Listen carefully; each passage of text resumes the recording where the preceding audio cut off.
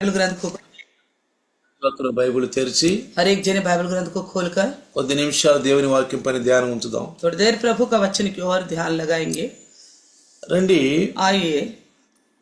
దేవుడు సంఘాన్ని మరి తన కుమారుని యొక్క నామములో ఈ సహవాసాన్ని అనగా సంఘాన్ని సిద్ధపరిచి ఆయన మనకిచ్చాడు.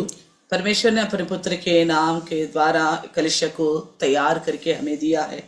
కాబట్టి इसलिए సంఘములో మరి సంఘస్థుల్ని హెచ్చరించడానికి దేవుడు తన కాపరులను నియమించాడు.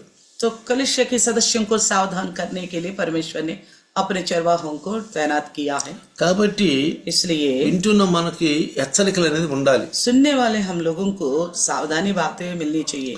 హెచ్చరికలు కనుక లేకపోతే अगर सावधानी बातें नहीं होगा, మనిషి అనగా రక్షించబడినటువంటి వ్యక్తి తన మనస్తత్వంలో తన ఇష్టానుసారంగా నడుస్తాడు. इंसान जो उद्धार पाया है वो अपने उद्देश्य के अनुसार ही, अपनी इच्छा के अनुसार ही चलेगा.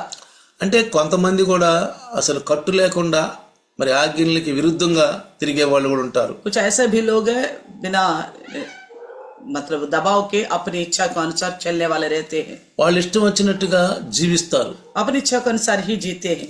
అందుకని इसलिए దేవుడు परमेश्वर కాపర్లను నియమించాడు. चरवाहों को तैनात किया है. మీరు యోహాను సువార్త यूहन्ना सुसमाचार 21వ అధ్యాయం గనుక మీరు చూసినట్టుగా అయితే 21वें अध्याय को अगर आप देखेगा तो యోహాను సువార్త यूहन्ना सुसमाचार 21వ అధ్యాయం 21वें अध्याय. అయితే యోహాను సువార్తలో యేసు ప్రభుల వారు మరణం నుంచి తిరిగి లేచిన తర్వాత यीशु मसीह मृत्यु से जी उठने के बाद ఆయన శిష్యుల్ని కలుసుకున్నప్పుడు उन्होंने जब अपने चेलों से मिला था, పేతురుని ఏమంటాడంటే, पतरस से क्या कहता है, నీవు నా గొర్రెల్ని కాస్తావా అంటాడు. क्या तू मेरी भेड़ों को चराएगा? నీవు నా గొర్రెల్ని కాస్తావా? तू मेरे भेड़ों को चराएगा. చూడండి, देखिए 21వ అధ్యాయము 21वें अध्याय 21వ అధ్యాయము 21वें अध्याय 15వ వచనం నుంచి గనక మనం చదివితే 15वें वचन से अगर हम पढ़ेगा तो చూడండి అక్కడ ఏం రాయబడిందో. देखिए वहाँ क्या लिखा వారు हुआ है. భోజనము చేసిన తరువాత యేసు సీమోను పేతురుతో, యోహాను కుమారుడైన సీమోను, నీవు వీరికంటే నన్ను ఎక్కువగా ప్రేమించుతున్నావా అని అడిగాడు. भोजन करने के बाद यीशु ने शिमोन पतरस से कहा, हे शिमोन यूहन्ना के पुत्र, क्या तो इन सब बढ़कर मुझसे प्रेम रखता है? అంటే వీళ్ళందరికంటే నన్ను ఎక్కువ ప్రేమిస్తున్నావా? तो पूछता है कि क्या इन सबसे बढ़कर मुझसे प्रेम रखता है? అవును ప్రభువా, నీ మీద నాకు ప్రేమ ఉందని నీకే తెలుసు ప్రభువా అంటున్నాడు. तो उसने उसे कहा, हाँ प्रभु, तू तो जानता है कि मैं तुझसे प्रीति रखता हूँ. అయితే యేసు అంటాడు, फिर उसने कहा, నువ్వు నన్ను ప్రేమిస్తున్నట్టయితే నా గొర్రె పిల్లలను మేపుతావా? कहता है, अगर तू मुझसे प्रेम रखता है तो मेरे मेमने को चरा. నా గొర్రె పిల్లలను నువ్వు మేపుతావా? मेरे मेमने को चराएगा. నా మీద నీకు ప్రేమ ఉంటే, अगर मुझ पर आपको प्रेम है, నన్ను నువ్వు ప్రేమిస్తూ अगर ఉంటే, मुझसे आप प्रेम करते हो तो నా యొక్క గొర్రె పిల్లల్ని మేపు. मेरे मेमने को चराओ. తర్వాత और రెండవసారి, యోహాను కుమారుడైన సీమోను, నువ్వు నన్ను ప్రేమిస్తున్నావా అని అడిగాడు. दोबारा उसने फिर दूसरी बार कहा, हे शिमोन यूहन्ना के पुत्र, क्या तू मुझसे प्रेम रखता है? తర్వాత అవును ప్రభువా, నీ మీద నాకు ప్రేమ ఉందని నీకే తెలుసు మళ్ళీ అంటాడు. फिर उसने उससे कहा, हाँ प्रभु, तू ही जानता है कि मैं तुमसे प्रीति रखता हूँ. అప్పుడు అంటాడు, నా గొర్రెలను కాయి. फिर उसने कहा, मेरी भेड़ों की रखवाली कर. నువ్వు నన్ను ప్రేమిస్తుంటే, अगर तू मुझसे प्रेम रखता है, నా మీద నీకు ప్రేమ ఉంటే, मुझ पर आपको प्रेम है, నా గొర్రెలను కాయి. मेरे भेड़ों का रखवाली कर. తర్వాత మూడోసారి फिर तीसरी बार యోహాను కుమారుడైన సీమోను, నీవు నన్ను ప్రేమిస్తున్నావా? నీకు నా మీద ప్రేమ ఉన్నదా? फिर पूछा तीसरी बार उसने कहा, हे शिमोन के पुत्र, शिमोन यूहन्ना के पुत्र, क्या तुम मुझसे प्रीति रखता है? చూడండి, అంటే అతను ఇన్నిసార్లు దేవుడు ఎందుకు పేతురుని అడుగుతున్నాడు? तो यीशु मसीह इतनी बार क्यों पतरस से बात पूछता है? మళ్ళీ అంటాడు, నా గొర్రెల్ని మేపు. फिर कहता है, मेरी भेड़ों को चरा. నన్ను గనక నువ్వు ప్రేమిస్తుంటే, अगर तू मुझसे प्रेम रखता है, నా మీద గనక నీకు ప్రేమ ఉంటే, मुझ पर आपको प्रेम है, నువ్వు నా గొర్రెల్ని మేపు. मेरे भेड़ों को चरा. ఇది దేవుడు సంఘాన్ని ప్రేమించి సంఘం పైన తన యొక్క చిత్తాన్ని బయలుపరచడానికి దేవుడు ఏర్పరిచినటువంటి విధానం ఇది. तो परमेश्वर का एक तौर तरीका है कलीसिया के प्रेम करके इस रीति से उन्होंने नियुक्त किया है. కాబట్టి इसलिए దేవుడు ఏర్పరచుకున్నటువంటి సంఘాన్ని మరి దేవునిలో రక్షించబడిన క్రీస్తులో రక్షించబడినటువంటి ప్రతి ఒక్క విశ్వాసిని హెచ్చరించడానికి దేవుడు ఏర్పరచుకున్నటువంటి సమయం ఇది. ये समय यह है कि जो कलीसिया को परमेश्वर ने स्थापना किए हैं उनको सावधान करने की है जिनसे वो प्रेम रखता है. ఎవరినైతే దేవుడు ప్రేమిస్తున్నాడో जिनसे वो प्रेम रखते हैं వాళ్ళని మరి గద్దిస్తాడంట. उनको गुड़कता भी है. బైబిల్ చెప్తుంది बाइबल कहती है ఎవరినైతే ప్రేమిస్తాడో जिससे प्रेम रखते हैं వాళ్ళ దేవుడు గద్దిస్తాడు. परमेश्वर उनको डांटता भी है. ఎందుకంటే क्यों? వాళ్ళ మీద అంత ప్రేమ ఉంటది. तो क्यों उनके ऊपर इतना प्रेम था, అంత ప్రేమ వాళ్ళ మీద ఉంటది. इतना ज्यादा प्रेम था उनके ऊपर. ఆ ప్రేమను వాళ్ళు తెలుసుకోవాలి. उस प्रेम को लोग जानना चाहिए. ఆ ప్రేమను తెలుసుకొని उस प्रेम को जानकर ప్రభువులో ఎక్కువగా నడవాలి. प्रभु में और चलना चाहिए, ఇంకెక్కువగా నడవాలి. और भी ज्यादा चलना चाहिए. అందుకనే इसलिए చూడండి, देखिए దేవుడు పాత నిబంధనలోను క్రొత్త నిబంధనలో కూడా ఒక ప్రవక్తగా దేవుడు వాళ్ళని పిలుచుకున్నాడు. तो परमेश्वर ने चाहे पुराने में नया नियम हो एक नबी के तौर पर उन्हें बुलाया है. ప్రవక్తలు అంటే नबी यानी कि దేవునికి మనుషులకి మధ్యవర్తిగా ఉన్న వారిని ప్రవక్తలు అంటాం. परमेश्वर और मनुष्यों के बीच में जो बिचवाई है उन्हें नबी कहते हैं. వాళ్ళను ప్రవక్తలు అంటాం. उनको नबी कहते हैं. చూడండి, देखिए మీరు ఆది కాండము आप उत्पत्ति में देखेंगे 21వ అధ్యాయం కనుక మనం చూస్తే 21वें अध्याय को अगर देखे ఆది కాండం 21వ అధ్యాయం మొట్టమొదటగా దేవుడు ప్రవక్త అని పిలిచినటువంటి ఆ విధానం మనం చూస్తే तो सबसे पहले परमेश्वर ने नबी करके जो कहा था उसे हम देखेंगे 20వ అధ్యాయం ఆది కాండం 20వ అధ్యాయం 20वें अध्याय దేవుడు అబ్రహాముని ప్రవక్త అని పిలిచాడు. परमेश्वर ने अब्राहम को नबी कहा था. మొట్టమొదట सबसे पहले దేవుని చిత్తానుసారంగా ఒక మనిషిని ప్రవక్త అని పిలిచినటువంటి అది ఒక మరి సమయం. तो परमेश्वर अपनी इच्छा के अनुसार नबी करके पुकारा है. ये सबसे पहली बात है. ये అబ్రహాము మరి చూడండి, అప్పుడు 1వ వచనం కనుక మనం చదివితే 20వ అధ్యాయం 1వ వచనం उत्पत्ति का 20 का पहला वचन पढ़ेगा तो అక్కడ మనం చదివినప్పుడు చూడండి, देखिए ఆ తర్వాత అబ్రహాము దక్షిణ దేశానికి ప్రయాణమై కాదేశుకు షూరుకు మధ్య ప్రదేశంలో నివసిస్తూ కొన్నాళ్ళు గెరారులో కాలం గడిపాడు. फिर अब्राहम वहां से निकलकर दक्षिण देश में आकर कादेश और शूर के बीच में ठहरा और गरार में रहने लगा.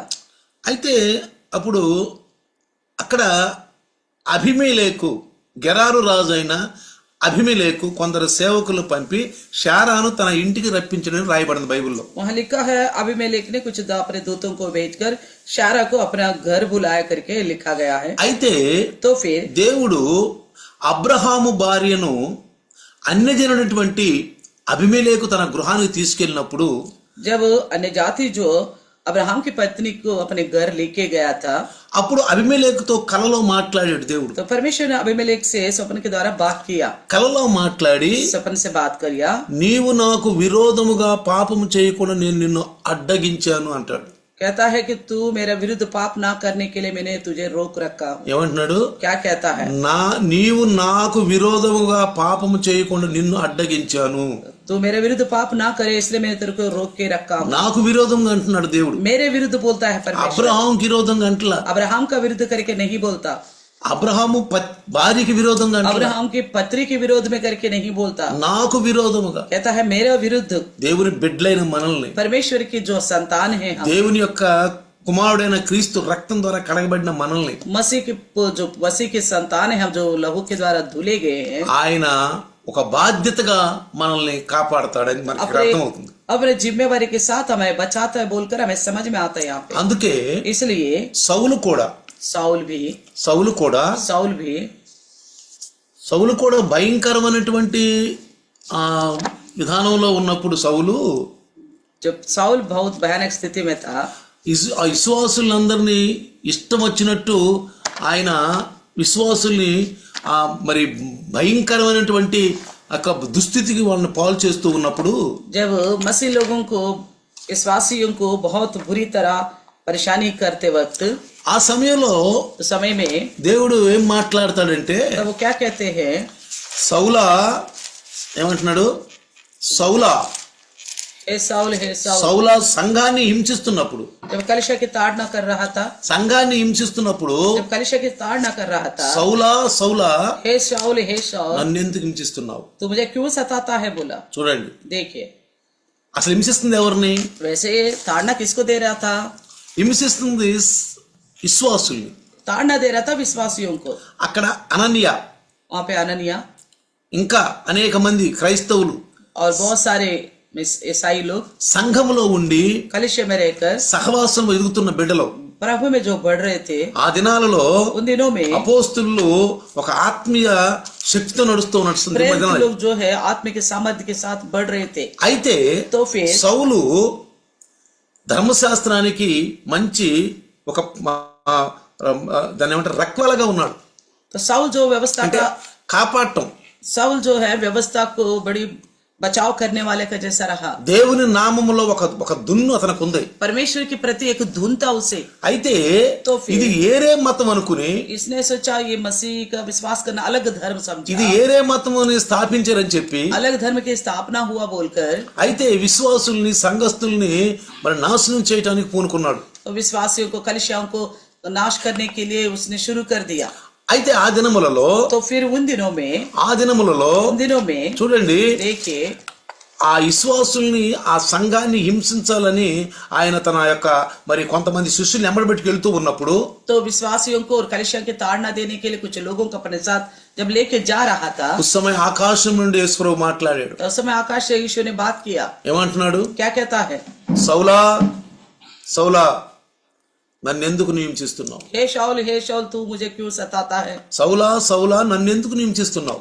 हे शाऊल तू मुझे क्यों सताता है। చూడండి, देखिए అంటే దేవుని బిడ్డల్ని కాపాడటానికి దేవుని యొక్క మరి సిద్ధపాటు ఎంత గొప్పదో చూడండి। तो परमेश्वर अपने बच्चों को बचाने के लिए किस रीति से तैयारी इसके साथ रहता है, देखिएगा। మనం దీన్ని బట్టి మనకి ఎంత ఆనందమో। इससे हमें कितनी आनंद होनी అందుకే चाहिए। నిన్ను నిడువను ఎడబాయను అంటాడు। इसलिए कहता है कि मैं तुझे ना छोड़ूंगा ना त्यागूंगा। ఇక్కడ यहाँ पे అబ్రహాము గెరారులో ఉన్నప్పుడు जब अब्राहम गरार में था, గెరారి రాజు అయినటువంటి అబీమెలెకు అబ్రహాం భార్య తన ఇంటికి తీసుకెళ్ళినప్పుడు गरार के राजा अबीमेलेक अपने अब्राहम की पत्नी को अपना घर लेके गया था। అయితే ఇక్కడ అబ్రహాం పక్షాన మరి శారా పక్షాన దేవుడు అబీమెలెకుతో మాట్లాడుతున్నాడు। अब्राहम और शारा के पक्ष में परमेश्वर अबीमेलेक से बात कर रहे। ఏమంటున్నాడు ఇక్కడ?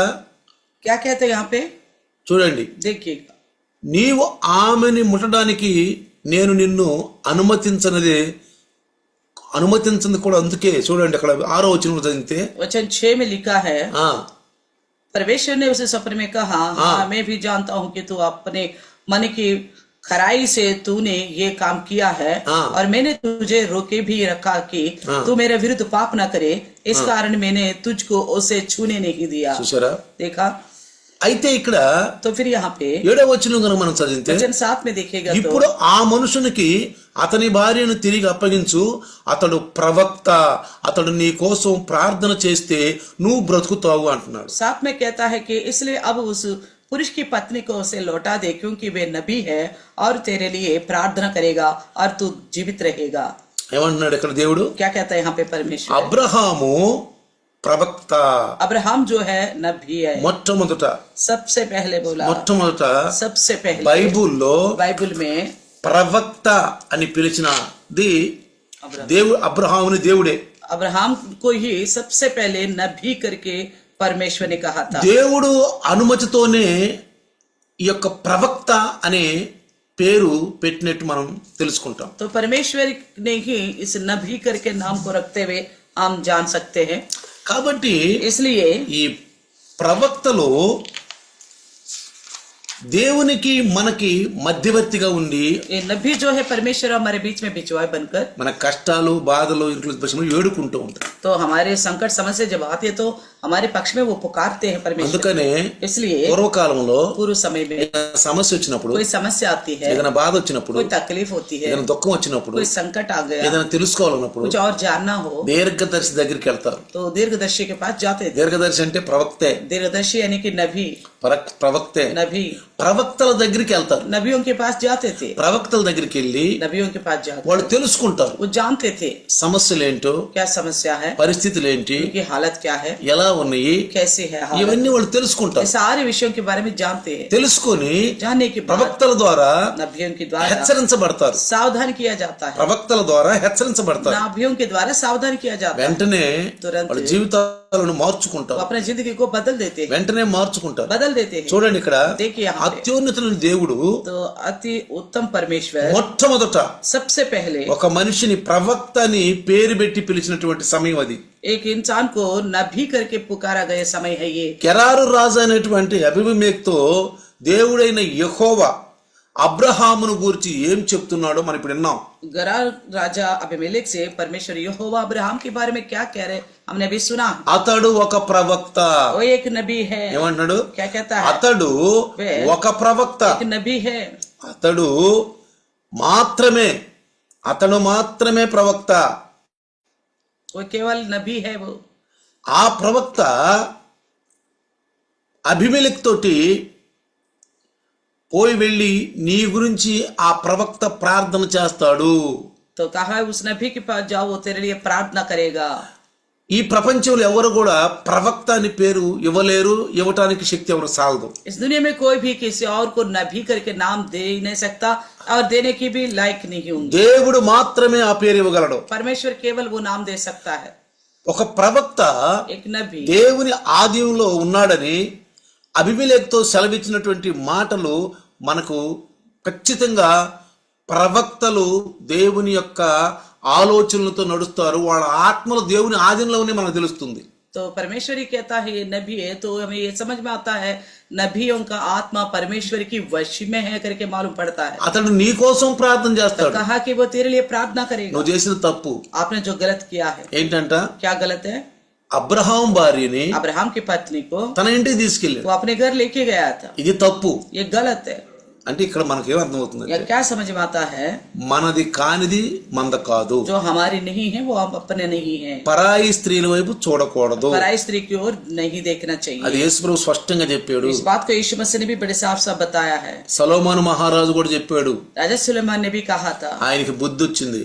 उसको अक्ल आने के बाद, ఆయనకి బుద్ధి వచ్చిన తర్వాత उसकी अक्ल आने के बाद, ఒక స్త్రీని అందముగా ఉంటే అందము చూసి ఆశ పడకూడదు. तो किसी स्त्री के सौंदर्य को देख के लालच मत करना बोला. ఆశ పడకూడదు. लालच नहीं करना. తర్వాత యేసుప్రభువు అన్నాడు, यीशु ने भी कहा था. మన మనసులో కూడా నీ ఆత్మలో కూడా ఒక మోహపు చూడకూడదు అన్నాడు. तो बुरी नजर से भी देखना मनाया करके. ఇర్మియా ప్రవక్త కూడా అన్నాడు. यिर्मयाह नबी ने भी कहा था. ఇర్మియా ప్రవక్త కూడా అంటాడు, नबी यिर्मयाह ने भी कहा था. ఇతరుల యొక్క స్త్రీల వైపు చూడకూడదు అని. तो दूसरी स्त्री की ओर नहीं देखनी चाहिए. చెడ్డ స్వభావంతో ఉండకూడదు అని. बुरी स्वभाव के साथ नहीं रहना चाहिए. కాబట్టి ఇక్కడ దేవుడు देखिए परमेश्वर అబ్రహాము యొక్క కలలో కనపడి अबीमेलेक అబీమెలెకు యొక్క కలలో కనపడి అబ్రహాం గురించి మాట్లాడుతున్న మాటలు, अबीमेलेक के स्वप्न में आकर परमेश्वर अब्राहम के बारे में बात करता है. నిన్ను నన్ను కూడా మన దేవుని బిడ్డలుగా ఉంటే ఆయన సంతోషపరిచిన మనల్ని కూడా ఎక్కడికి వెళ్ళినా మనల్ని కాపాడతాడు. तो अगर हम परमेश्वर को प्रसन्न करने वाले होंगे, चाहे हम कहीं पर भी जाए रहे, तो हमें इसी प्रकार बचा के रखेगा. ఒక ప్రవక్తకి దేవుని దగ్గర ఎలాంటి యోగ్యత ఉందో, ఎలాంటి స్వతంత్రత ఉందో మనకి ఈ యొక్క మాటల బట్టి అర్థమవుతుంది. इस बातों के द्वारा में समझ में आता है कि एक नबी के पास, परमेश्वर के पास कितनी स्वतंत्रता है, योग्यता है. మనం ఇజ్రాయేలీలు इजरायली ఐగుప్తు నుంచి కానాను వెళుతున్న సమయంలో, मिस्र से जब कानान जा रहे थे, ఆ సమయంలో కూడా మనం చూడగలం. उस समय में भी हम देख सकते हैं.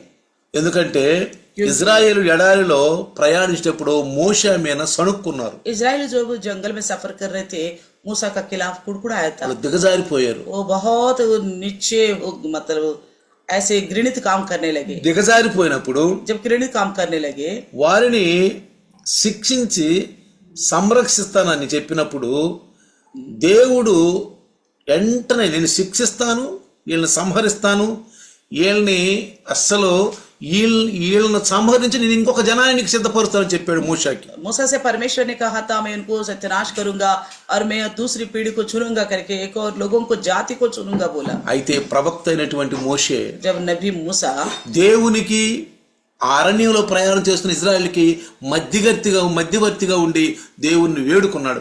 तो वो परमेश्वर और जो इजराइली है उनके बीच में मूसा बिचवाई बनकर परमेश्वर को विनती किया. కాబట్టి ప్రవక్తలు మనకు మధ్యవర్తిగా ఉన్నారు. इसलिए नबी जो हमारी बिचवाई है పాత నిబంధనలో, पुराने नियम में కొత్త నిబంధనలో, और नया नियम में भी, పాత నిబంధనలో గాని नया नियम में हो, కొత్త నిబంధనలో पुराने గాని नियम में हो, మధ్యవర్తిగా ఉన్నారు. बिचवाई बनकर, అంటే సంఘానికి, यानी कि कलिसिया के लिए, విశ్వాసులకి, विश्वासियों के लिए వారికి దేవునికి మధ్యవర్తిగా ఒక ప్రవక్త ఉండాలి, హెచ్చరించే వాళ్ళు ఉండాలండి. और विश्वासियों और परमेश्वर के बीच में नबी की तरह एक सावधान करने वाला होना चाहिए. చూడండి, देखिए సంఖ్యాకాండము गिनती की पुस्तक 14వ అధ్యాయము, 14 अध्याय, సంఖ్యాకాండం 14వ అధ్యాయంలో మనం చూస్తే गिनती का 14 देखिएगा तो ఎప్పుడైతే వీళ్ళు ఈ 12 మంది గోత్రానికి ఒక్కొక్క పెద్దగా వెళ్ళి ఆ కానాను దేశం తిరిగి వచ్చి చెడ్డ సమాచారం ఆ ప్రజలకు ఎప్పుడైతే చెప్పారో,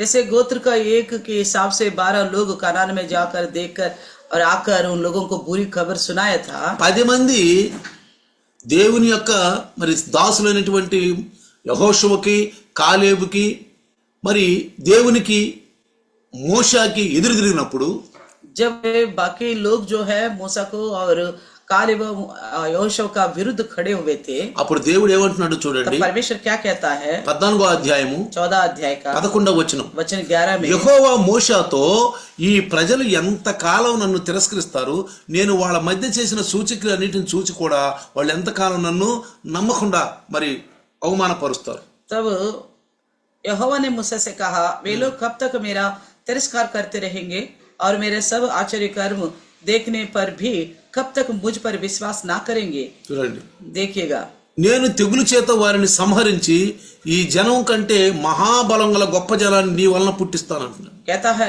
12 में, मैं उन्हें मरी से मारूंगा और उनके निज भाग से उन्हें निकाल दूंगा और तुझमें से एक जाति उत्पन्न करूंगा जो उनसे बड़े और बलवंत होगी. చూడండి, देखिए 16వ వచనంలో చూస్తే, और 16 में देखिएगा तो ఈ జనానికి వాగ్దానం చేసిన దేశానికి వారిని చేర్చలేకపోయాడు గనుక ఆయన వారిని ఎడారిలో సంహరించాడని అనేక మంది చెప్పుకుంటారు. तो मूसा कहता है कि यहोवा उन लोगों को उस देश में जिसे उसने उन्हें देने की शपथ खाई थी पहुंचा ना सका, इस कारण उसने उन्हें जंगल में घात कर डाला. అంటే ఇజ్రాయేలీలకి దేవుడికి మధ్యవర్తిగా ఉండి మరి దేవుణ్ణి శాంతపరచడానికి దేవుణ్ణి ఏడుకుంటున్నాడు ప్రవక్త అయినటువంటి మోషే. नबी मूसा जो है इजराइल और परमेश्वर के बीच का बिचवाई होकर पुकार रहे, उनके पक्ष में विनती कर रहे. 13వ వచనంలో గనుక మనం చదివితే, वचन 13 में మోషే యెహోవాతో అలాగైతే ఐగుప్తులు దాని గురించి వింటారు, నీవు ఈ ప్రజలను వాళ్ళలో నుండి బలవంత చేత రప్పించావు కదా, వారు ఈ సంగతి ఈ దేశ నివాసులతో చెప్పి ఉంటారు, యెహోవా అనే నీవు ఈ ప్రజ మధ్య ఉన్నావని వారు విన్నారు. तो 13 और 14 में लिखा है, मूसा ने यहोवा से कहा तब तो मिस्र जिनके मध्य में से तू अपने सामर्थ्य दिखाकर उन लोगों को निकाल ले आया है वे ये सुनेंगे और इस देश के निवासियों से कहेंगे उन्होंने तो ये सुना है कि तू जो यहोवा है इन लोगों के मध्य में रहता है. నీ మేఘం వారి మీద నిలవగా నీవు పగలు మేఘస్తంభంలోను రాత్రి అగ్నిస్తంభంలో వారి ముందర నడుస్తున్నావని వాళ్ళకి అర్థమైపోయింది. और प्रत्यक्ष दिखाई देता है और तेरा बादल उनके ऊपर ठहरा रहता था और तू दिन को बादल के खंबे में और रात को अग्नि के खंबे में होकर उनके आगे आगे चला करता था. చూడండి, देखिएगा ఎప్పుడైతే విజ్ఞాపన చేశాడో, जैसे इस तरह विनती किया था, ఎప్పుడైతే విజ్ఞాపన చేశాడో इस तरह विनती जब किया था వెంటనే तुरंत ही యెహోవా నీవు ప్రకటించిన రీతిగా నీ శక్తిని కనపరచమని నేను నిన్ను వేడుకుంటున్నాను ఎప్పుడైతే మోషే అన్నాడో, जैसा मूसा ने कहा जैसा आपने प्रकट किया था उसी प्रकार अपना सामर्थ्य को दिखाओ करके प्रार्थना किया था, వెంటనే దేవుడు తన మనసును మార్చుకున్నాడు. तुरंत परमेश्वर अपना मन को बदल दिया, వెంటనే మార్చుకున్నాడు. तुरंत ही बदल दिया. చూడండి, देखिए మధ్యవర్తి बिचवाई. ఇప్పుడు अभी కొన్ని విషయాలు మీకు చెప్తాను. कुछ बातें मैं आपको बताऊंगा. ఒకటి, एक तो యేసు ప్రభుల వారు यीशु मसीह పరలోకానికి వెళ్ళాడు. स्वर्ग में गया है. పరలోకంలో ఉన్నాడు యేసు ప్రభు. स्वर्ग में है यीशु मसीह. భూమి మీద సంఘం ఉంది.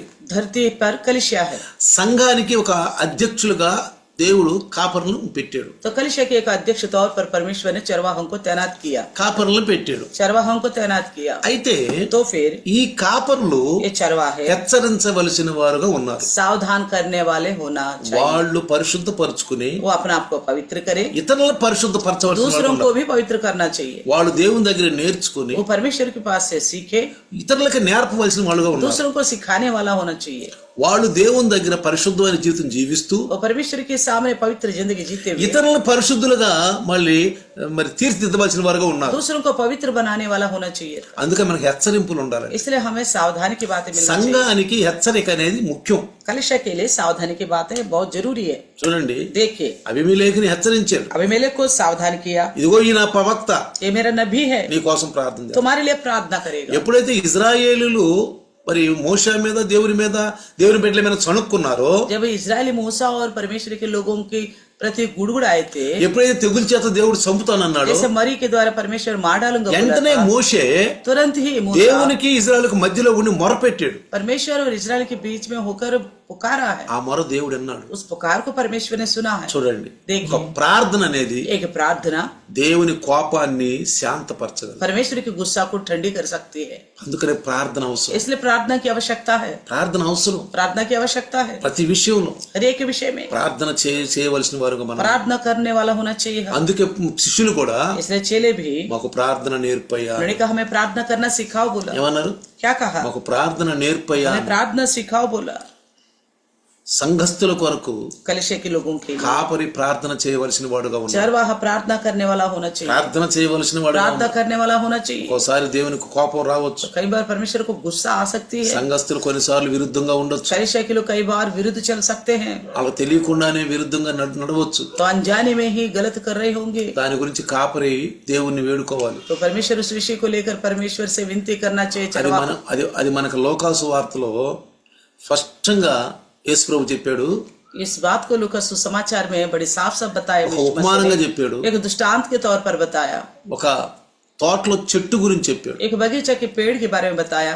ఆ యొక్క చెట్టు యజమానుడు చెప్పాడు, ఈ చెట్టు ఎంతకాలం కాపు గాయకుండా ఉందో, ये पेड़ मालिका के कहता ये पेड़ कब तक फल ना देता हो, ఎందుకు అనవసరం కొట్టేసేయి, इसको बेकार में क्यों रखा, इसको काट डालो. ఎందుకు क्यों కొట్టేసేయి? काट डालो. మాలి ఏమంటున్నాడు? तो मालिक क्या ఆ कहता है? చెట్టును పెంచి పెద్ద చేసి సంరక్షించే మాలి ఏమంటాడంటే, उस बगीचा का परवरिश करने वाला मालिक क्या कहता है? అయ్యా ఈ సంవత్సరం, तो कहता है स्वामी इस साल रहने दो, ఈ సంవత్సరం इस साल रहने दो, ఈ సంవత్సరం इस ఆగితే साल रुको, చూద్దాం వచ్చే సంవత్సరం కాపు కాగిపోతే, अगले साल अगर फसल वो फल नहीं देता, కాపు కాగిపోతే फल नहीं देता, చూద్దాం. फिर देखेंगे.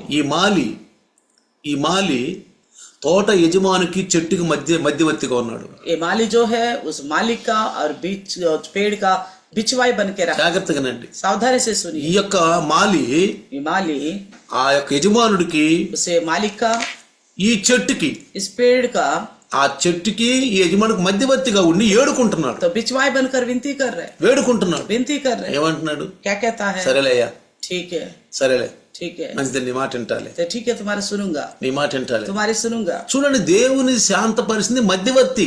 परमेश्वर को ठंडा करने वाला कौन है? बिचवाई. అందుకే ఇందాక చెప్పాను నేను, इसलिए मैंने पहले कहा ఆయన పునరుద్ధాడై లేచిన తర్వాత जब पुनरुत्थान हुआ था यीशु मसीह, చల్లా చెదిరైపోయినటువంటి అపోస్తుల దగ్గరికి వెళ్ళి, जो तितर बितर हुए थे प्रेरित लोगों ఆయన శిష్యుల దగ్గరికి వెళ్ళి उनके चेलों के पास गया. ఏమని అడుగుతున్నాడు? పేతురు, क्या पूछ रहा है? पतरस, నన్ను ప్రేమిస్తున్నావా? तुम मुझसे प्रेम रखते हो? ఏమంటాడు? क्या कहता है? నన్ను ప్రేమిస్తున్నావా? मुझसे प्रेम रखते हो? నా గొర్రెల్ని మేపుతావా? मेरे भेड़ों को चराएगा? నా గొర్రెల్ని కాస్తావా? मेरे भेड़ों का रखवाला करेगा? నా గొర్రెల్ని నువ్వు మేపుతావా? मेरे भेड़ों को चराएगा? నా గొర్రెల్ని ప్రేమిస్తున్నావా? मेरे भेड़ों से प्रेम रखेगा? చూడండి, देखिए, యేసు ప్రభు సంఘాన్ని స్థాపించి यीशु मसीह कलिसिया का स्थापना करके రక్తం ద్వారా శుద్ధిపరించి लहू के द्वारा शुद्ध किया, తన పనిని పూర్తి చేసుకుని अपना काम को पूरा किया. తండ్రి యొక్క ఆ మొదటి మహిమలోకి వెళుతున్నప్పుడు परमेश्वर की उस महिमा में जो पहले से था उसमें जाते वक्त ఈ సంఘాన్ని కాపాడటానికి इस कलिसिया की रखवाला करने ఈ के लिए, సంఘాన్ని సంరక్షించడానికి इस कलिसिया की परवरिश करने के ఒక लिए కాపరి కావాలని एक चरवाहा ఇక్కడ चाहिए। మనకు అర్థమవుతుంది. यहाँ हमें समझ వాక్యాన్ని आता అర్థం है, చేసుకుందాం, वचन को समझने की कोशिश అర్థం करें, చేసుకుందాం. समझने की कोशिश करें। సంఘాన్ని అట్లా ఇచ్చి వదలకూడదండి. कलिसिया को यूं ही नहीं छोड़ना चाहिए खुल्लम खुल्ला। అన్ని జనులకు సంఘం ఉందా? अन्य जाति के पास क्या कलिसिया है? సంఘం ఉందా? कलिसिया है, సహవాసం ఉందా? संगति है क्या? చూడండి ప్రియులారా, देखिए प्रियो, ఎప్పుడు గనక మనం కూడుకుంటూ ఉంటే हम हमेशा इकट्ठा होते रहेंगे तो जब हम इकट्ठे होते रहेंगे ప్రేమలు పెరుగుతాయి, तो आपस में प्रेम बढ़ता जाएगा, ఒక ఏకభావం అనేది వచ్చుద్ది, एकता आएगा हमारे बीच में, ఒక ఏకభావం వచ్చుద్ది. एकता आएगा। అందుకే इसलिए క్రీస్తు నామములో రక్షించబడిన వాళ్ళందరూ ఒక చోటకి చేరాలని సంఘము అని స్థాపించారు. मसीह के नाम के द्वारा जितने लोग उद्धार पाए वो सब एक जगह एकत्र हो, इसलिए कलिसिया करके स्थापना किया। వాళ్ళు ఒక కలుసుకుని ఉండాలని. ये सारे इकट्ठे होके रहना है। చూడండి, యేసు ప్రభు చనిపోయిన తర్వాత देखिए, जब यीशु मसीह की मृत्यु हुई थी, పరిశుద్ధాత్మ పొందుకున్నటువంటి అపోస్తులు पवित्र आत्मा पाए हुआ प्रेरित लोग దేవుని సువార్త ఇంటింటికి వెళ్ళి అందిస్తున్నారు. तो घर घर जाके सुसमाचार सुना रहे थे, ఇంటింటికి వెళ్ళి సుసమాచారం వాళ్ళు ఎడతెగక జరగాలి. కూడుకుంటున్నారు, तो हर दिन इकट्ठा हो रहे थे, ఎడతెగక కూడుకుంటున్నారు, हर दिन इकट्ठा हो रहे थे, ఇంటింట రొట్టె విరుస్తున్నారు. घर घर रोटी तोड़ रहे थे। కానీ చాలా మంది అనుకుంటున్నారు तो बहुत सारे लोग सोच रहे हैं ఇంటింట రొట్టె ఉంటే రోజు రొట్టె రవ్వాలని. तो घर घर हर दिन रोटी तोड़ना, हर घर में, तो वो सोच रहे हर दिन प्रभु का बोझ रोटी तोड़ना हो। దేవుని బల్ల అనుకుంటున్నారు. तो परमेश्वर का जो प्रभु यीशु का मेज करके बोल చాలా మంది కాపర్లు कई सारे चरवाहा ఎక్కడ కూడుకున్నా, कहीं पे भी इकट्ठे हो जाते కుటుంబ हैं, ప్రార్థనలో కూడుకున్నా पारिवारिक प्रार्थना में भी రొట్టె इकट्ठा ఇరుతున్నారు. हो- रोटी को तोड़ते हैं। ఎందుకనంటే क्यों करके पूछने पर వాళ్ళు ఏమనుకుంటున్నారంటే वो क्या सोचते हैं, అపోస్తులు ఇంటింట రొట్టె విరిశారు కదా అని. प्रेरित तो घर घर घूमते हुए रोटी तोड़ा था ना बोलते हैं। కానీ కొంచెం మనకు అర్థం కాని ఏంటంటే ये क्या समझ में नहीं आया, ఆ దినాల్లో उन दिनों में రొట్టె విరచడం అంటే रोटी तोड़ने का मतलब ఏమంటారు తెలుసా? क्या बोलते पता? అయ్యా నేను విశ్వాసాన్ని కనుక మీకు తెలిస్తే अगर आप मुझे समझते हो, मैं विश्वासनी हूँ, నా ఇంటికి వచ్చి मेरे घर आके నా ఇంటికి రొట్టె విరవండి मेरे घर आके रोटी तोड़िए। అంటే నా ఇంట్లో భోజనం చేయని అర్థం. कहने का मतलब मेरे घर में खाना खाइए, అంతేగాని ప్రభు బల్ల కాదండి. ऐसा नहीं है ये प्रभु का बोझ है, समझे। అపోస్తుల్లో ప్రభు బల్ల ఇరిచింది ఆదివారమే. तो प्रेरित लोग प्रभु का बोझ यानी कि रोटी को तोड़ा केवल इतवार को ही। అక్కడ అపోస్తుల కార్యం 20:7 మేము ఆదివారం రొట్టె విరిసి కూడుకొనగాని అన్నాడు. అక్కడ जब कहा गया थे प्रेरितों का 20:7 में जब इतवार को हम रोटी तोड़ने के लिए जब बैठे थे बोला था।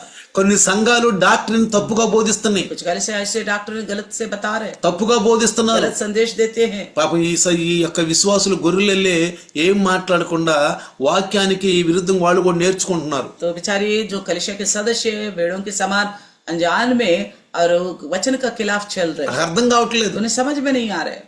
దేవుని యొక్క బల్ల అది ఆదివారమే, प्रभु भोज जो है केवल इतवार को ही అది लेना ప్రభు चाहिए। భోజనం అంటాం మనం. उसे बोलते हैं हम प्रभु भोज। కానీ ఇంటింట రొట్టె విరచడం అంటే यानी कि घर घर रोटी तोड़ने का मतलब, ఇంటింట కూర్చొని చక్కగా ప్రార్థన అయిపోయినా పైనాక రొట్టె విరచడం అంటే భోజనం చేయటం. तो घर घर घूम कर यानी कि प्रार्थना खत्म होने के बाद घर घरों में फिर खाना खाने को సమిష్టి భోజనం, तो सब मिलके खाना खाना, వాళ్ళ సమిష్టి భోజనం. तो एक साथ खाना వాళ్ళ खाना। స్థిరాస్తులు ఆస్తులన్నీ కూడా తీసుకొచ్చి అపోస్తుల యొక్క పాదాల దగ్గర పెట్టారు. उन्होंने सब कुछ अपने संपत्तियों को लाकर प्रेरितों की पैरों की तले रखा था ఎక్కువ కలుసుకుంటూ ఉండేవాడు. और रोज ज्यादा मिला करते थे। వాక్యం కూడా అంటుంది वचन भी कहती है ఆఖరి దినాల్లో ఉన్నాము, आखिरी दिनों में है हम, ఆఖరి దినాల్లో ఉన్నాం. आखिरी दिनों में है। ప్రభు రాకడ సమీపించిన కొలది ఇంకా ఎక్కువగా కూడుకోవాలంటున్నారు. प्रभु की उस आगमन का दिन निकट आते हुए देखकर और भी ज्यादा इकट्ठा हुआ करो बोलता है। ఏమంటున్నది వాక్యం? क्या कहती है वचन? వాక్యం ఏం చదివిస్తుంది? क्या बोलता है वचन? ప్రభు రాకడ సమీపించిన కొలది जैसे प्रभु का उस दिन आते हुए देखते वे ఇంకా ఎక్కువగా మనం కూడుకోవాలంట और भी ज्यादा इकट्ठा होना करके बोलता है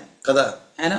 కానీ సంఘం దీన్ని విస్మరిస్తుంది, मगर आजकल कलिसिया इस बात को छोड़ देता है, దాన్ని విస్మరిస్తుంది. उसे छोड़ అంటే देता है। సాతానుడు వాక్యానికి విరుద్ధంగా మనల్ని నడిపించాలనే వాడి ఉద్దేశం. तो शैतान का हमेशा सोच यही रहता है हमें वचन का खिलाफ ही అంటే चलाना है। వాక్యం రాయబడి ఉన్న వాక్యానికి మనం విరుద్ధంగా నడిపించటం. यानी कि लिखी हुई वचन का खिलाफ हमको चलाना। వాడు ఎప్పుడు వాక్యం పైన ఎక్కువ అటాక్ చేస్తాడు, तो ज्यादातर वो शैतान वचन के खिलाफ चलने के लिए कार्य कराएगा, వాక్యం పైన అటాక్ చేస్తాడు. वचन के प्रति वो कार्य करे, विरुद्ध कार्य करेगा। బైబిల్లో రాయబడిన వాక్యానికి విరుద్ధంగా నడవాలని మనకు నేర్పుతూ ఉంటాడు. बाइबल का वचन जो लिखा गया उसका खिलाफ ही चलने के लिए हमें सिखाता रहेगा। కాపర్లకు నేర్పుతూ ఉంటాడు. चरवाहों को भी सिखाता है। కాపర్లు వచ్చి సంఘానికి తప్పుగా బోధిస్తూ तो ఉంటారు, ये चरवाहा के कलिसिया का गलत संदेश देते हैं, తప్పుగా బోధిస్తూ ఉంటారు. गलत संदेश देते हैं। దీన్ని సంఘస్థులు కూడా గమనించాలి. इस बात को कलिसिया के लोगों को समझना चाहिए। గమనించరు, नहीं समझते, బైబిల్ చదవరు, ना बाइबल पढ़ते, వాళ్ళకి కరెక్ట్ అయిన మరి మంచి మార్గం బోధించే ఓ కాపర్లు లేకపోతున్నారు. तो उनको ढंग से संदेश सुनाने वाला चरवाहा नहीं मिल पा रहा, అందుకే దేవుడు అన్నాడు इसलिए प्रभु कहता है ఆఖరి దినాల్లో అంత్య దినాల్లో इन आखिरी दिनों में నాకు ఇష్టమైన కాపర్లని मैं अपने इच्छा के अनुसार का चरवाहा को ढूंढूंगा। నాకు ఇష్టమైన కాపర్లని తెలుసా? मेरी इच्छा का चरवाहा का मतलब पता है? ఎవరైతే जो कोई దేవుడు అంటే అసహించుకుని परमेश्वर से पहले घृणा करते थे, అసలు దేవుడిని విమర్శించేవాడు, परमेश्वर का विमर्शन करने वाले, దేవుడిని విమర్శించేవాడు, परमेश्वर का विरुद्ध बोलने वाले, దేవుడే స్వయంగా तो మాట్లాడతాడు, ऐसे लोगों से परमेश्वर स्वयं आप ही बात करता है, స్వయంగా మాట్లాడతాడు. आप ही स्वयं बात करता है परमेश्वर। వాళ్ళకి ఒక సూచన చూపించో, उनको कुछ चिन्ह दिखाकर, ఏదైనా అద్భుత కార్యం या చూపించో, तो अद्भुत कार्य दिखाकर, ఏదైనా చమత్కారం या చూపించో, तो कोई चमत्कार दिखाकर, మెల్లిగా వాళ్ళని ఆకర్షిస్తాడు. तो धीरे धीरे प्रभु उन्हें आकर्षित करेगा। ఆకర్షించినాక आकर्षित करने के बाद వాళ్ళు ఎప్పుడైతే దేవుడిని నమ్ముకుంటారు, जैसे वो परमेश्वर पर भरोसा करते हैं, భయంకరమైన పాపంలో ఉండి जो भयानक पाप में रहते थे, ఒక్కసారి దేవుని దగ్గరికి వచ్చినప్పుడు जब जैसा ही प्रभु के पास आते వాళ్ళ हैं, జీవితాలు మారిపోతాయి. उनका जिंदगी बदल जाती है। వెంటనే వాళ్ళని ఏ స్థితిలో ఉన్నారో ఆ స్థితిలో ప్రభు పిలుచుకుని నేను నిజమైన దేవుడిని ఈ లోకానికి ప్రకటించని చెప్పి వాళ్ళని స్వయంగా దేవుడే ఎన్నుకుంటాడండి. तो ऐसे लोगों को परमेश्वर स्वयं आप ही चुनते हैं कि जिस स्थिति में से उनसे बात करेगा वहां से हटाकर उन्हें अपने परिचर्या के लिए चुन लेगा। వీళ్ళు స్వయంగా నేను సేవ చేస్తాను, इस तरह के जो लोग हैं अपनी ओर से मैं ये सेवा करूंगा, నేను సేవ చేయాలనుకుంటున్నాను, मैं सेवा करना चाहता నేను हूँ। ఎన్నోసార్లు చెప్పాను మీకు, मैंने कई बार बताया, మీకు తెలియాలని చెప్తున్నాను. आपको जानना चाहिए करके నేను बोलता సేవ చేయాలి, हूं। मुझे सेवा करना నేను चाहिए, బైబిల్ స్టడీ చేయాలి, मैं बाइबल स्टडी करना 3 है, సంవత్సరాలు బైబిల్ స్టడీకి వెళ్తాను, 3 महीने में 3 साल में बाइबल स्टडी करके जाऊंगा, బైబిల్ స్టడీ చేసి వచ్చి నేను సేవ చేస్తాను. तो बाइबल स्टडी करके आकर सेवा करूंगा। దీన్ని పిలుపు అనరండి, इसे बुलाहट नहीं कहते, దీన్ని పిలుపు అనరు. इसे बुलाहट नहीं कहते। ఇది వీళ్ళ ఇష్టం వచ్చినట్లు మేము దేవుని పని చేస్తాం, మంచిది, ये अपनी ओर से अपना इच्छा से हम भी परमेश्वर का काम తప్పు करेंगे। అంటలేదు నేను, इस तरह सोचना गलत नहीं है, నేను తప్పు అంటలేదు, नहीं है। నేను దేవుని పని చేస్తాను. वो कहते हैं कि हम परमेश्वर का काम కానీ करेंगे, పిలుపు అనేది అట్లా ఉండదండి. लेकिन परमेश्वर की ओर से बुलाहट ऐसा नहीं होता। ఎవరిని పిలుస్తున్నాడు? ఇప్పుడు మోషే చూడండి, देखिए मूसा को, మోషే గొర్రెలు కాసుకుంటున్నాడు. मूसा भीड़ चरा रहा था, గొర్రెలు కాసుకున్నప్పుడు जो भेड़ों को चरा रहा था, దేవుడు ఏం చేశాడు? परमेश्वर ने ఒక क्या అద్భుతం किया? చూపించాడు. एक अद्भुत कार्य दिखाया, మోషేకు ఒక అద్భుతం చూపించాడు. मूसा को एक अद्भुत कार्य दिखाया। ఆ అద్భుతం అంటే చెట్టు కాలుతుంది గాని, పొద కాలుతుంది గాని, మండుతుంది గాని काली पोट, కాలిపోవట్లేదు. तो जाड़ी जल रही थी मगर भस्म नहीं ఇది हो ఒక रही అద్భుతం, थी। एक अद्भुत है, ఇది ఒక సూచన. एक चिन्ह है। వెంటనే మోషే అన్నాడు, तुरंत मूसा से कहा, మోషే हे मूसा ఇదిగో నువ్వు ఐగుప్తు వెళ్ళాలి. तुझे मिस्र को जाना होगा। నేను వెళ్ళను, ఎన్నిసార్లు 8 సార్లు చెప్పాడు వెళ్ళను. तो कितने बार बोला? 8 बार बोला मैं नहीं जाऊंगा, मैं नहीं जाऊंगा। ఏ విధంగా నన్ను తెప్పించుకో, कैसी तरह बच निकलना चाहता కానీ था, దేవుడే పిలుచుకో, लेकिन परमेश्वर ने ही उनको बुलाया, దేవుడే పిలుచుకున్నాడు. परमेश्वर ने ही उन्हें बुलाया। ప్రవక్తలని పేరు పెట్టి పిలిచి దేవుడే పిలుచుకుని వాళ్ళ చేత దేవుడు తన పని చేయించుకుంటున్నాడు. नबी करके नाम देकर परमेश्वर ही बुलाकर उनके द्वारा अपना काम कराता है परमेश्वर। మీకు నేను కొత్త నిబంధనలో కూడా నేను చూపిస్తాను. तो आपको नए नियम में भी दिखाता हूं, देखिएगा। కొత్త నిబంధనలో కనుక జాగ్రత్తగా గమనిస్తే नए नियम में भी अगर देखिएगा तो కొత్త నిబంధన గాని పాత నిబంధన గాని రెండు విషయాలు चाहे नया हो या पुराना हो, చూడండి. देखिए రాజులు పాత నిబంధనలు ఒకసారి చూపిస్తే కొత్త నిబంధనలు చెప్తాను మీకు. एक पुराने नियम में एक विषय देखेंगे, बाद में नया नियम। ఆనాటి రాజులు ప్రజలు దేవుని గాక అన్య జనుల తట్టు తిరిగి విగ్రహాలను పూజిస్తున్నప్పుడు, जब उन दिनों में राजा हो या प्रजा हो परमेश्वर की ओर ना फेरते हुए जब वो मूर्तियों को पूजा कर रहे थे, వాళ్ళ దోషాన్ని ఎత్తి చూపి उनकी गलतियों को उठाकर दिखाया। దేవుని ప్రభావమును మహిమను జనులకు చూపించడానికి परमेश्वर अपने सामर्थ्य और महिमा लोगों को दिखाने की వారిని దేవుని సన్నిధిలో తిరిగి రప్పించడానికి ప్రయత్నించడానికి फिर से उनको परमेश्वर की ओर फेर लाने के लिए, చూడండి, देखिए ఎలియా ఎలీషా, एलिया और एलिशा, ఏలియా ఎలీషా एलिया और एलिशा, దేవుని చిత్తానుసారం ఎన్నుకున్నటువంటి సేవకులు వీళ్ళు. ये परमेश्वर अपनी इच्छा के अनुसार चुना गया सेवा के लोग। దేవుని ప్రవక్త అనే పేరుతో జనాన్ని మరి హెచ్చరించడానికి పిలిచినటువంటి ప్రవక్తలు వీళ్ళు. तो परमेश्वर के नबी बोलकर परमेश्वर के लोगों को सावधान करने के लिए चुना गया है ये लोग। అయితే तो फिर కొత్త నిబంధనలో చూస్తే, नया नियम में देखेगा तो కొత్త నిబంధనలో नया नियम में బాప్తిస్మ ఇచ్చే యోహాను దగ్గర నుంచి बपतिस्मा देने वाला यूहन्ना से लेकर అగబు अगब, అంత్యక సంఘంలో ఉన్నటువంటి అపోస్తలు బర్నబా, अंतियोकी कलिसिया में रहने वाला बरनबास, సుమియోను सिमियोन, సుమియోన్ పౌలు पाउल, వీళ్ళ దేవుడు ఎన్నుకున్నాడు. इन्हें परमेश्वर ने चुना है। చూడండి, देखिए అపోస్తుల కార్యము प्रेरितों का काम 11వ అధ్యాయం अध्याय 11, రండి. देखिएगा అపోస్తుల కార్యము प्रेरितों का काम। ఒకసారి వాక్యాన్ని మనం పరిశీలిస్తే, एक बार वचन को हम ध्यान से देखें। ఆ అపోస్తుల కార్యము प्रेरितों का काम 11వ అధ్యాయము 11 अध्याय 28వ వచనం. 28वीं वचन. 28వ వచనంలో 11 का 28. వారిలో అగబు అనే ఒకడు నిలవబడి భూలోకమంతటా గొప్ప కరువు రాబోతున్నదని ఆత్మ ద్వారా సూచించెను.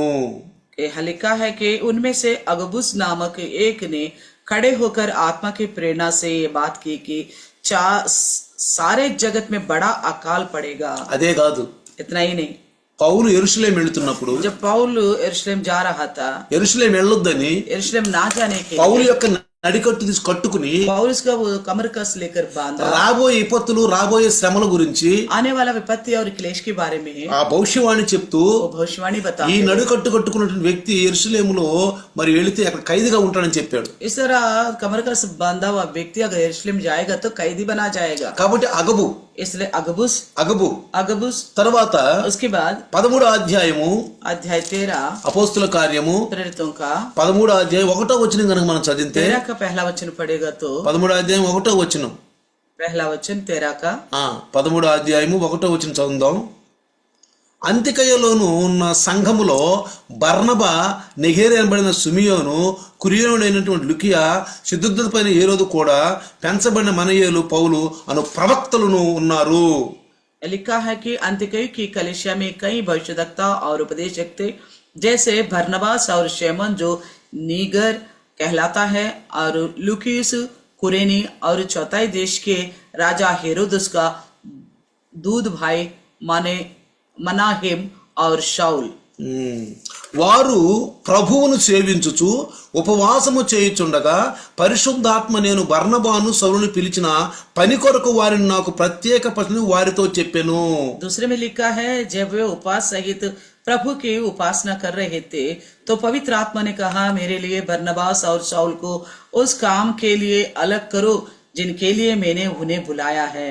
సరే, देखा, అంటే దేవుడే వీళ్ళని ప్రవక్తలుగా కొత్త నిబంధనలో కూడా परमेश्वर ने ही इन्हें नबियों के तौर पर नए नियम में भी అపోస్తులు అంటే పిలువబడిన వారు, प्रेरित यानी कि बुलाए गया, పిలువబడిన వారు ప్రవక్తలు. बुलाए गए हैं वो नबी है. చూడండి, देखिए, అబ్రహామును కూడా अब्राहम को भी ఆడు నన్ అనే ఒక సూర్యదేవుని పూజిస్తూ ఉన్నప్పుడు नन नामक सूर्य की पूजा करते थे. అక్కడ నుండి అబ్రహాముని పిలుచుకున్నాడు. वहां से अब्राहम को నీ परमेश्वर దేశము నుండి, నీ బంధువుల నుండి, నీ తండ్రి ఇంటి నుండి నువ్వు నేను చెప్పే మరి దేశానికి రావాలని పిలుచుకున్నప్పుడు परमेश्वर ने कहा, तू अपने देश से, अपने घर से, अपने लोगों से जहां मैं बताता हूँ वहां जाने के लिए निकल पड़ो करके बोला था. అలాంటి అబ్రహామును అంటాడు అబీమెలెకు రాజుతోటి, ఇదిగో ఈ నా ప్రవక్త నీ కొరకు ప్రార్థన చేస్తాడు. उसी अब्राहम के बारे में परमेश्वर अबीमेलेक को कहता, ये मेरा नबी है, तेरे लिए प्रार्थना करेगा. క్రొత్త నిబంధన సంఘంలో కూడా कलिसिया, नया नियम की कलिसिया में ప్రవక్తల స్థానాన్ని పొందుకున్నవాడు అపోస్తలుడైన పౌలు. नबी का स्थान को प्राप्त किया है प्रेरित शाऊल. అతను కూడా హెచ్చరించాడు, वो भी सावधान किया है. ఆత్మ ద్వారానే సంఘములో అన్ని కార్యాలు జరుగుతాయని చెప్పాడు. तो आत्मा के द्वारा सारे कार्य होंगे कलिसिया में बताया था. దానికి ఒక చిన్న ఉదాహరణ ఏంటంటే एक छोटा सा सादृश्य क्या है, 1వ కొరింథీయుల రాసిన పత్రిక पहले कुरिन्थियों के लिखी 12వ అధ్యాయము अध्याय 12 8వ వచనం మనం చూస్తే 12 का 8 देखेगा तो ఆత్మ ద్వారే కృపావరాలు పొందుకుంటామని చెప్పాడు.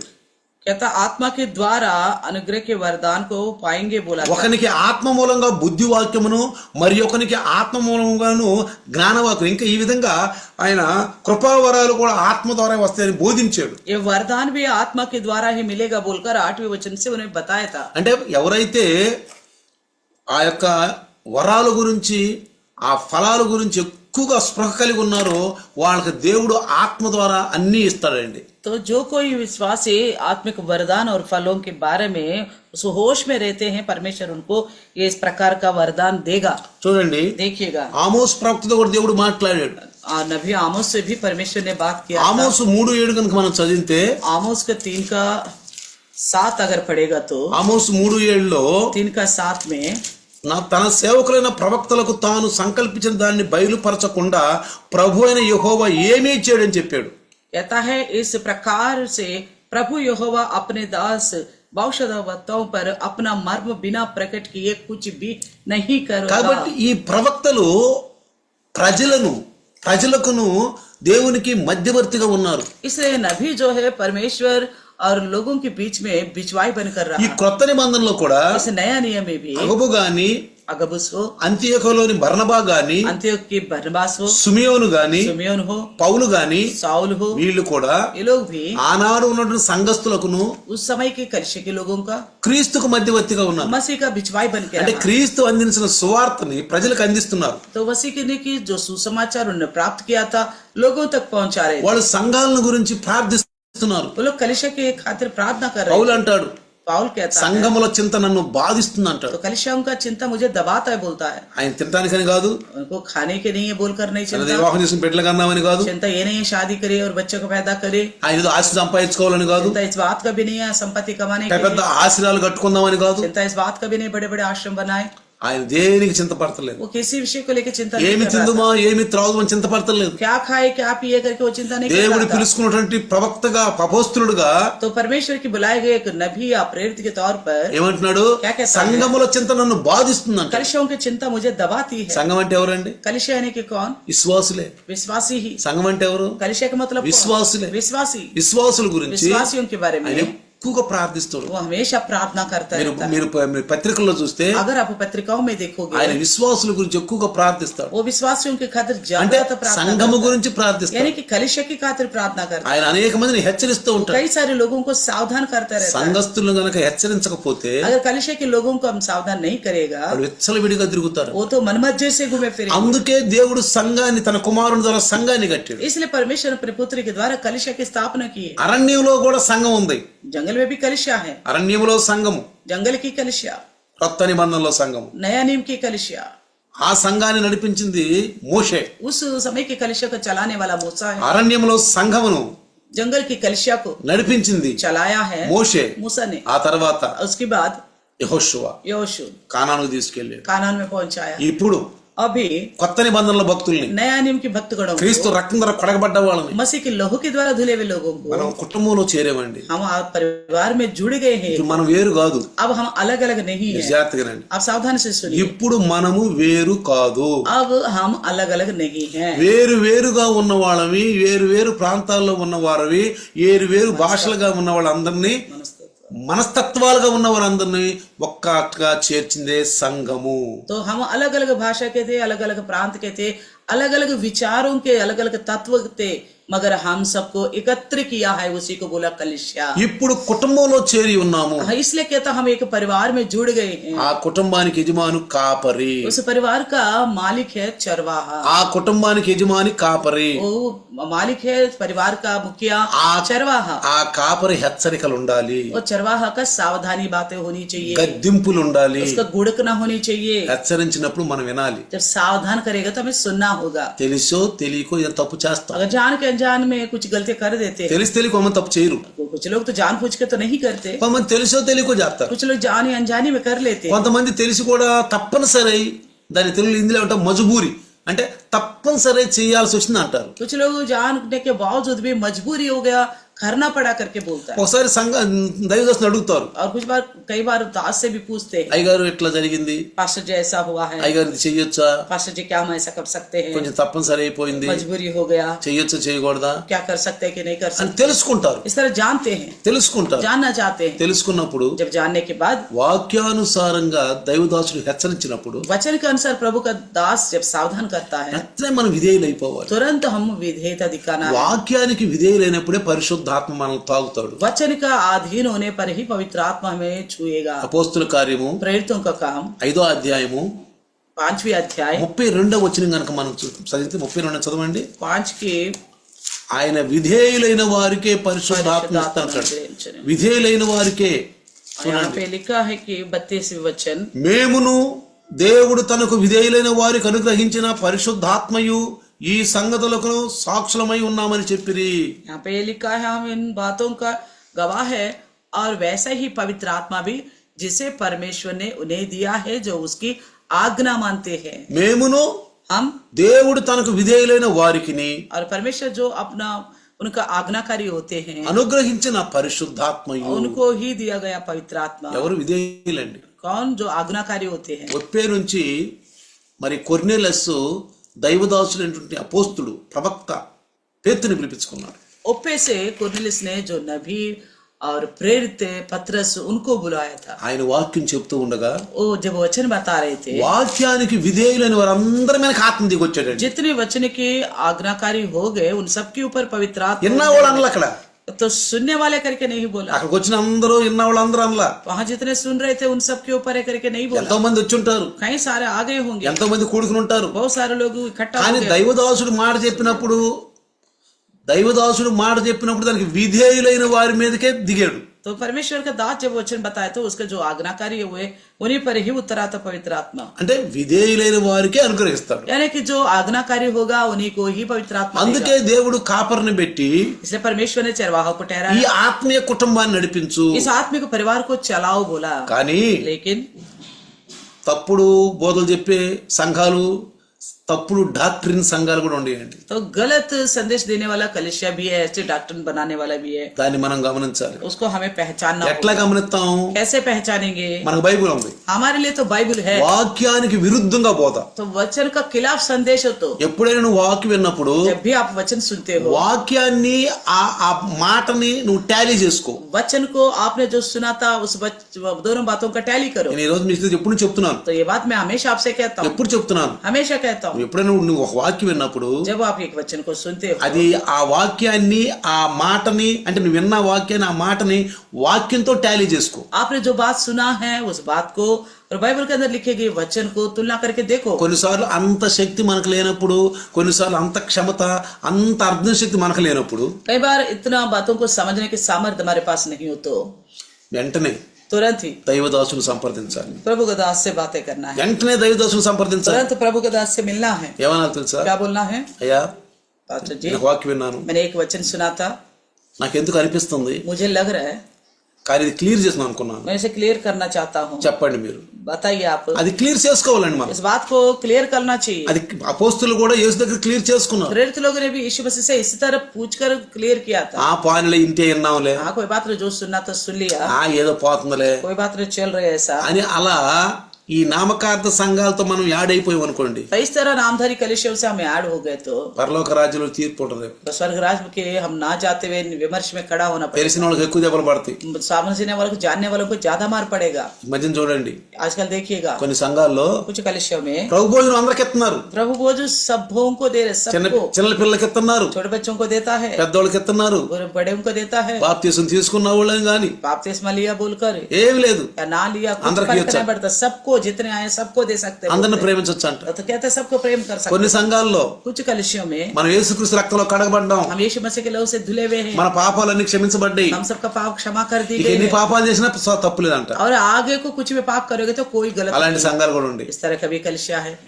కొన్ని సంఘాలు और कुछ कलिसियों में కుమారుని నమ్మరు, पुत्र पर भरोसा नहीं करते, యెహోవాని నమ్ముతారు, यहोवा पर ही भरोसा करते, యెహోవాని నమ్ముతారు. यहोवा पर ही भरोसा కొన్ని करते। సంఘాలు और कुछ कलिसिया में పరిశుద్ధాత్మ నమ్మరు, पवित्र आत्मा पर भरोसा नहीं కొన్ని करते। సంఘాలు कुछ कलिसिया హల్లెలూయా నమ్మరు, हालेलुया को नहीं కొన్ని भरोसा సంఘాలు करते। कुछ कलिसिया ప్రతి ఆదివారం ప్రభు భోజనం ఇవ్వరు, हर एक इतवार को प्रभु भोज नहीं देते, నెలలో ఒకసారి, महीने में एक बार, నెలలో ఒకసారి महीने में एक बार, అలా ఇస్తారు. इस तरह పాద का సన్నిధి లేదు. पैर धोने का विधि नहीं है। దేవుడు అన్నాడు, यीशु ने कहा था, మీరు సర్వలోకానికి సర్వసృష్టి సువార్త అందించండి, आप सारे जगत में जाइए, सुसमाचार सुनाइए, నేను ఏమేమైతే మీకు ఆజ్ఞ ఇచ్చానో అవన్నీ చేయమని చెప్పండి. जो जो आज्ञा मैंने दिया उसे मानना सिखाओ बोला।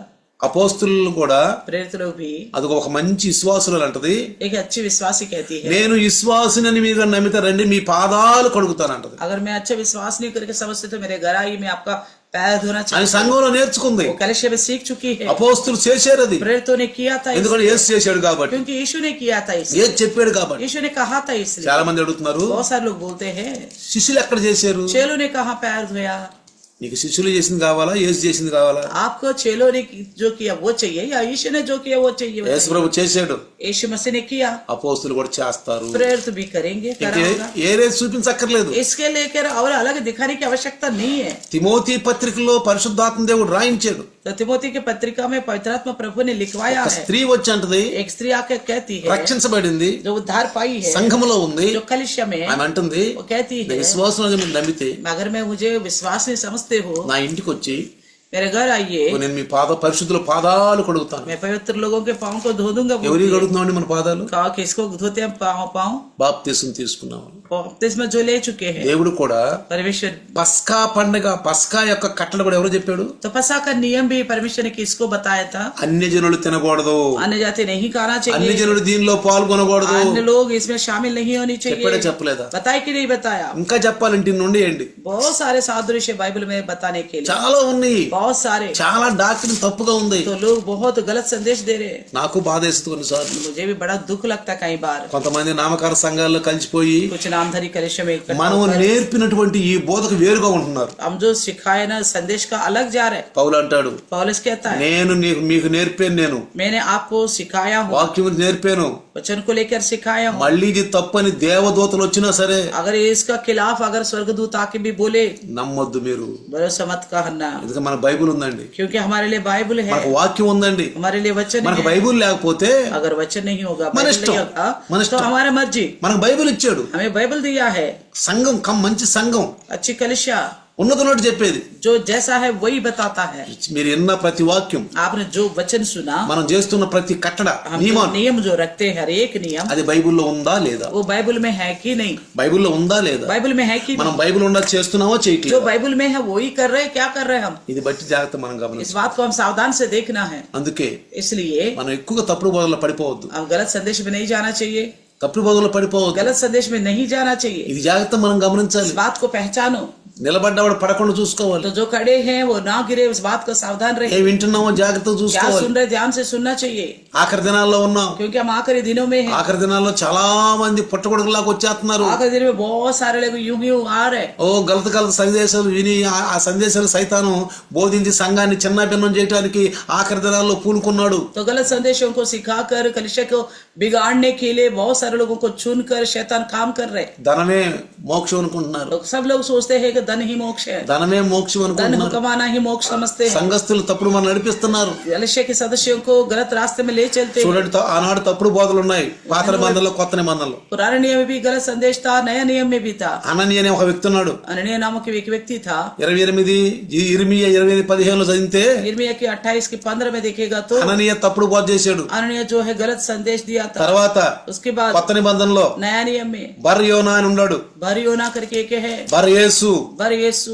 అపోస్తలుల 13:6 చూస్తే प्रेरितों का 13 का 6 में देखेगा तो దేవుని సువార్త సత్య సువార్తని అందించకుండా అతను అడ్డుపడతా ఉన్నాడు. परमेश्वर के सच्चे सुसमाचार ना सुनाने के लिए बीच में रुकावट डाल रहा था, తప్పుడు మాటలు మాట్లాడుతున్నాడు. गलत बातें बोल रहा था। దైవదాసులకు ఆవేశం వచ్చింది. तो परमेश्वर का दास को गुस्सा आ गया, आवेश आ गया, వెంటనే అన్నాడు, तुरंत ही कहा, కళ్ళు కనపడి తిరుగుతా ఉన్నాడు. तो अंधा होके टटोलेगा बोला। చూడండి పిల్లారా, देखे प्रिय, జాగ్రత్తగా ఉండాలి. ध्यान से रहना ఈ है। దినాల్లో इन दिनों में మనం జాగ్రత్తగా ఉండాలి. हम बड़ा ध्यान से रहना है। ఆఖరి దినాల్లో ఉన్నాం. आखिरी दिनों में है हम, ఆఖరి దినాల్లో మనం आखिरी दिनों में है हम। ఉంటారు. అప్పుడు ఉన్నారు, ఇప్పుడు ఉన్నారు. हाँ रहेंगे, वो समय भी थे, अभी भी है। కావాలంటే మీరు ఈ తర్వాత ఇర్మియా 23 చదువుకోండి. बाद में आप यिर्मयाह का 23 अध्याय को पढ़िएगा, 23 చదువుకోండి. 23 को पढ़िएगा। యేసు ప్రభు కూడా అన్నాడు, मसीह यीशु ने की कहा ఆఖరి था, దినాల్లో నా నామంలోనే వస్తారన్నాడు. आखिरी दिनों में मेरे नाम से आएंगे बोला। నేను అనేది ఏంటంటే, मैं क्या कहना चाहता हूँ, ఏదైనా ఒక వాక్యం విన్నాం, कोई भी एक वचन सुनते हैं, ఏదైనా ఒక కార్యం మనం చేస్తున్నాం, कोई भी एक कार्य हम करते हैं, బైబుల్ని టాలీ చేసుకోండి. बाइबल को तुलना करके देखो।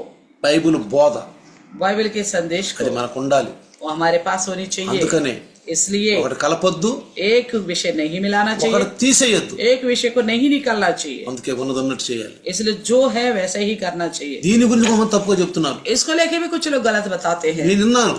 मैंने सुना हूँ। ఒకటి కలపొద్దు, एक मिलाना नहीं ఒకటి चाहिए, తీసేయొద్దు. एक निकालना नहीं चाहिए। దీనికి కూడా కొంతమంది అర్థం కాక ఆ ఆత్మీయ స్పృహ లేక తప్పుగా బోధిస్తున్నారు. इस विषय को भी कुछ लोग ना समझने की वजह से इसका भी गलत संदेश में बता रहे हैं। అందుకే దేవుడు పిలిచిన ప్రవక్తలు ఉన్నారు, इसलिए परमेश्वर की ओर से बुलाए गए नबी है, దేవుడు పిలిచిన అపోస్తులు ఉన్నారు, प्रेरित परमेश्वर का बुलाए गए प्रेरित भी है, ఆయన పంపించిన పరిశుద్ధాత్ముడు ఉన్నారు. उनका द्वारा भेजे गए पवित्र आत्मा परमेश्वर है। దేవుడు అంటే ఇష్టం లేక परमेश्वर के प्रति मन ना होने की वजह దేవుని से తిట్టి परमेश्वर को गुस्सा అసలు गाली దేవుడు देकर, ఎవరు అన్నవాడిని कौन है ये भगवान बोलने वाले को? పిలుచుకుని, परमेश्वर ने बुलाया, దేవుడు పిలుచుకుని परमेश्वर ने ही बुलाया, వాళ్ళని ద్వారా పరిచయం జరుపు. उन्हीं के द्वारा परिचय सुनाता है। నేను కూడా దేవుడిని తిట్టాను, मैंने भी परमेश्वर को डांटता था, యేసు ప్రభుని తిట్టాను, यीशु मसीह को गाली देने वाला యేసు था, ప్రభుని తిట్టాను. यीशु को गाली देने वाला అసలు था। ఎవరు దేవుళ్ళు కాదు అన్నాను. मैंने कहा तो कोई भी ईश्वर नहीं, ఏదో ఒక సుప్రీం పవర్ मैंने ఉందన్నా. कहा कोई सुप्रीम पावर था बोला। ఆ సుప్రీం పవర్ ప్రపంచాలు నడిపిస్తుంది అన్న. मैंने ये कहा था वो सुप्रीम पावर ही दुनिया को चलाता है వీళ్ళెవరు దేవుళ్ళు కదా అన్నాను. और बाकी कोई भी परमेश्वर नहीं है बोला मैंने। అయితే యేసు ప్రభువు నన్ను పిలుచుకున్నాడు. मगर यीशु मसीह ने मुझे ఒక बुलाया, అద్భుత కార్యం చూపించి పిలుపుకున్నాడు. एक अद्भुत कार्य के द्वारा मुझे बुलाया। మీకు అందరూ తెలుసు, आप सबको पता है, నేను నమ్మాను. मैंने भरोसा किया నిజదేవుడు యేసయ్య सच्ची परमेश्वर यीशु ही है। ఏ పరిస్థితిలో ఉన్నాడు, चाहे कोई हालत में था, నన్ను దేవుడు పిలుచుకున్నాడు. तो उस स्थिति में प्रभु ने मुझे बुलाया। దేవుని ప్రచారం చేస్తూ परमेश्वर का प्रचार करते సత్య దేవుడేనని, యేసు ప్రభువేనని, सच्चा ईश्वर यीशु ही बोलता ఆయన है, తత్వం కలిగిన యేసు ప్రభు అని वो तत्वरूपी परमेश्वर। బైబిల్లో ఉన్నట్టే భోజించాలి. बाइबल में जो है वैसा ही संदेश देना, కలపొద్దు, ఒకటి తీసేయద్దు. एक नहीं मिलाना, एक नहीं घटाना రేపు है। తీర్పులోకి వస్తాం. नहीं तो कल का दिन न्याय विमर्श में आएंगे। తెలిసిన వాళ్ళకి ఎక్కువ దెబ్బలు పడతాయి, जानने वालों को ज्यादा मार पड़ेगा, తెలియని వాళ్ళకి తక్కువ దెబ్బలు పడతాయి. अनजाने लोगों को कम मार पड़ेगा, కానీ ఎక్కువ పడతాయి. अगर मार तो पड़ेगा ही, పడతాయి, पड़ेगा, తప్పించుకోలేము. बच नहीं सकते। ఆఖరి దినాల్లో ఉన్నాం अगर दिनों में है हम, కాబట్టి इसलिए ఎక్కువ కూడుకుంటూ ज्यादातर इकट्ठा हो ఎక్కువగా దేవుని మాటలు और ज्यादा प्रभु का वचन सुने, ప్రభు నామంలో మనం బలపడుతూ प्रभु के नाम में हम बल पाए। దైవదాసులు హెచ్చరించినప్పుడు जब प्रभु का दास सावधान करता है, వెంటనే మనం మన స్థితిని మార్చుకొని तुरंत अपने हालतों को बदले, हम स्थिति को ప్రభువులో నడిస్తే, प्रभु में चलेगा तो యేసయ్య వస్తే जब यीशु मसीह आएगा పరలోకానికి स्वर्ग में चले जाएंगे, వెళ్ళిపోతాం. चले जाएंगे। అందుకే మనం ఈ కుటుంబంలో చేర్చబడ్డాం. इसलिए इस परिवार में हम शामिल हुए। రండి చిన్న ప్రార్థన చేద్దాం. आइए छोटी सी प्रार्थना వందనాలు करें। ప్రభు. धन्यवाद प्रभु जी, స్తోత్రాలు నాయనా. स्तुति हो। ఈ దాసుని ఈ రోజు నాయన మీరు నీ వాక్కునిచ్చి మాట్లాడించారు. आज के दिन आपका दास को आपको अपना वचन देकर बात करा, మీరు మాట్లాడారు నాయనా. आप ही ने ही बात करा प्रभु, మాట్లాడింది మీరు ప్రభు. आप ही ने ही बात की। లైవ్ లో విన్న ప్రతి బిడ్డ, लाइव में सुनने वाला हर एक ఈ వాక్యాన్ని ధ్యానంగా విన్నారు. इस वचन को ध्यान से सुना है, విన్న వాక్యాన్ని सुना हुआ वचन को కొట్టుకొని పోకుండా तो ना छोड़ सके, విశేష జాగ్రత్త. बड़े सामर्थ्य के ఈ साथ। రోజు నేను ఏం విన్నాను, आज मैंने क्या सुना हूँ, నేను ఏ వాక్యం విన్నాను, मैंने क्या वचन सुना, నా జీవితానికి ఏంటిది, मेरे जिंदगी के लिए क्या है, నా జీవితానికి ఏంటి. क्या है मेरी जिंदगी। ఈ రోజు దైవదాసుని ద్వారా పరిశుద్ధాత్మ నాకు అవసరమైంది ఏం మాటలు చెప్పాడు. आज पवित्र आत्मा दास के द्वारा मेरे लिए कौन सी आवश्यकता की बात बताया है। ఈ మాటల్లో కొన్ని మాటలు నా జీవితాన్ని మార్చిని, इस वचन का कुछ बात मेरी जिंदगी को बदल दिया, నన్ను హెచ్చరించారు. मुझे सावधान किया। ప్రభా మీకు వందనాలు, प्रभु आपको धन्यवाद, మీకు వందనాలు. आपको धन्यवाद। విధేయులై और आज्ञाकारी होकर ఆత్మజ్ఞానంతో నడుచుకున్నాను. आत्मिक ज्ञान से चल सके। ఈ వాక్యం సైతాన్ని ఎత్తుకొని ये పోకుండా वचन शैतान उठा के ना ले जाने, 100% సహాయం 100 गुना फलवंत होने के लिए मदद करना, యేసు నామములో అడుగుతున్నాను. यीशु के नाम से मांगते हैं। आमीन। आमीन। पिता परमेश्वर का प्यार, प्रभु यीशु मसीह की महान कृपा, पवित्र आत्मा का सहभागिता आज और कल युगान युग तक सदा काल इम्मानुएल बन के रहे। आमीन। आमीन। అందరికీ వందనాలమ్మా. सबको प्रेज द लॉर्ड। అందరికీ